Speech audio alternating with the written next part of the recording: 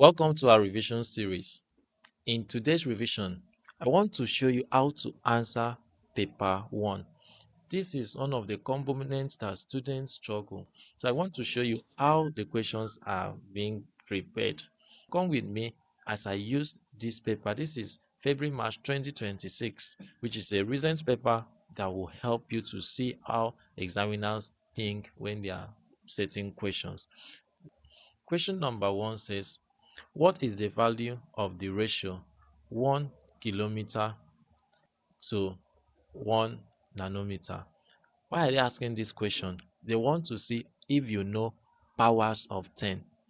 So every question, there is a reason behind it. Not just this, they want to know if you have a good understanding of physical quantities and units. And this is under that. When you check my previous videos, you will see I have spent time to do powers of 10 for students. Now let's get to our question. 1 kilometer divided by 1 nanometer. Kilo has to do with 10 raised to the power of 3, and nano has to do with 10 raised to the power of minus 9. So 1 kilometer over 1 nanometer will be 1 times 10 raised to the power of 3 divided by 1 times 10 raised to the power of minus 9. Take this up, that give you 1 times 10 raised to the power of 3 times 1 raised to the power of 9. This is 1 times 10 raised to the power of 12. The answer is D. It's important for you to know how the question is set. Kindly check my previous video to get a better understanding of the powers of 10 and how to manipulate it, because you may see it in your exams. Let's get to the second question. What could reduce systematic errors? Now, this is under measurement techniques. When we talk of systematic error, what do you understand by it? Systematic error is a form of error that repeats itself consistently. The keyword there is consistently. So remember, we have two types of error that every instrument can have. We have the random error and we have the systematic error. So when you carry out an experiment, mostly these are the two errors that will show itself. The random error, most times the random error comes from the experimenter like you. So random error is what? It's a form of error where an experimenter overestimates or underestimates a reading. When it has to do with systematic error mostly comes from the instruments.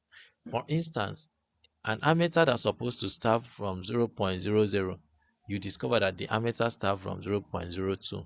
Now that extra 2, irrespective of how you do your experiment and get the correct value, the 0.2 will repeat itself. How do I handle systematic error and how do I handle random error? For me to remove random error in an experiment, what I'm to do is to take more readings and take average of it. It will reduce. It will not eliminate, but at least it will reduce. For systematic error, it's for me to locate the instrument that is causing it. Either I recalibrate it, and maybe I tag it to 000. If I can't do that, I replace the instrument with another one that will handle the systematic error. So let's get to our question. What could reduce systematic error? Number one, averaging a large number of measurements. No, this is random error. Number B, careful calibration of measuring instruments. This is correct. Reducing the sample size. This is random. Repeating measurements. This is random. The correct option is B. Number three, a student measures the current and the potential difference for a resistor in a circuit. Current 50.00 plus or minus 0.01 milliampere. Potential difference 500.0 plus or minus 0.1 millivolts. The measurements are used to calculate the resistance of the resistor. What is the percentage uncertainty in the calculated resistance? So this is also a continuation of question number 2. Errors that occur when instruments is used to measure values. Now, for us to be able to handle this, we should remember that for percentage uncertainty, we have it as absolute uncertainty divided by measured value times 100 over 1. Now, after knowing that, what would I mean by absolute uncertainty? This is the value that we call absolute uncertainty, and this is the measured value. So you take note of that. Now, whenever we have multiplication and division, those two, multiplication and division, for uncertainty, we have a formula for it. And that formula is simply the uncertainty of the measured value over measured value, that is the percentage of it.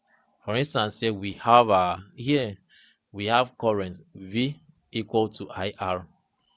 That means we have V, we have I, we have R, meaning R will be V over I. So this is a sample of division, while V equal to IR is a sample of multiplication. The two of them, we are going to use the same formula to answer it. So since we are looking at resistance, let's look at resistance. So error in resistance over resistance percentage will be equal to error in current over current percentage, or let me put it at the end, plus error in voltage over voltage times 100 over 1. So instead for me to put percentage for current, now put percentage, I just put everything as 100 over 1. And this is what you will use. This is what you will use. Now, this will give you 0.01 over 50 plus 0.1 over 500, close it, times 100 over 1. If you, let's put it in calculator, this gives us 0.0399, which is equivalent to 0.04%. This is the percentage. So take note of that. You can check my previous video to learn uncertainty better. Number 4 question. Graphs can be used to represent the motion of an object. Which relationship between a quantity of motion and a property of a graph is correct? This is kinematic question. In kinematics, we study motion without considering the force that is causing the objects to move. Here we talk of distance, displacement, speed, velocity, acceleration. We use graphs, we use equations, we use words, we use diagrams to represent it. Now here, we are asked to interpret from, if we are given a diagram, what will be the results. Let me quickly remind you, if I have velocity time graph and I have the graph being plotted, it's important for you to know the gradients here will be change in velocity over change in time, and that will be acceleration. What is acceleration? Acceleration is the rate of change of velocity. Let's get, so if I want to find the area under the velocity time graph, that will be velocity times time, and velocity times time will give us displacement, or the distance moved by the object. Let's get to the question. Which relationship between a quantity of motion and a property of a graph is correct? Acceleration is the area under a velocity time graph. That is wrong. That is displacement. Acceleration is the gradient of velocity time graph. This is correct. Displacement is the gradient of velocity time graph. That is wrong. Velocity is the area under displacement time graph. This is wrong as well. The correct option is B. Let's get to question number 5. The water surface in a deep well is 78 meters below the top of the well. A person at the top of the well drops a heavy stone down the well. Air resistance is negligible. The speed of sound in the air is 330 meters per second. What is the time interval between the person dropping the stone and hearing it hitting the water? This question is a combination of kinematics and waves. Kinematics and waves. Now, remember we were talking of using graph to represent. So we will look for the time it takes for the object to fall from this height down to it. We will also look for the time the sound that is being generated move up to the person who drop it. That is the combination of the question. Let's start with the first one, which being the time it will take for it to fall. Since it is vertical motion, we can use h equal to ut plus half gt squared because it's acceleration due to gravity. Here, initial velocity is 0 before it start movements. We can use this to find our t, which will be, if we have h equal to half gt squared, we can make t the subject of formula, which will give us 2h over g square root. Let's substitute the values. T will be square root of 2 times 78 divided by 9.81. This will give us 3.987 second, almost 3.99. You can see an option which is not correct. Like I always say, because you have seen an option does not mean that that is the correct option. It's for you to know the principle, apply the principle, the option will come by itself.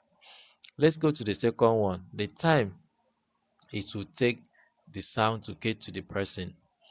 We know that the speed of sound in the air is 330 equal to the distance 78 over time. So time for the sound will be 78 over 330. This will give us 0.236 second. Our total time being the final time, the in time interval will be t1 plus t2, which is 3.99 plus 0.236, and we arrive it as 4.22 seconds, being D, which is the correct option. So you can see how questions are answered. I want to know from you, I want between question 1 and 5, which one is the easiest and which one is the most difficult, and drop it in the comment section.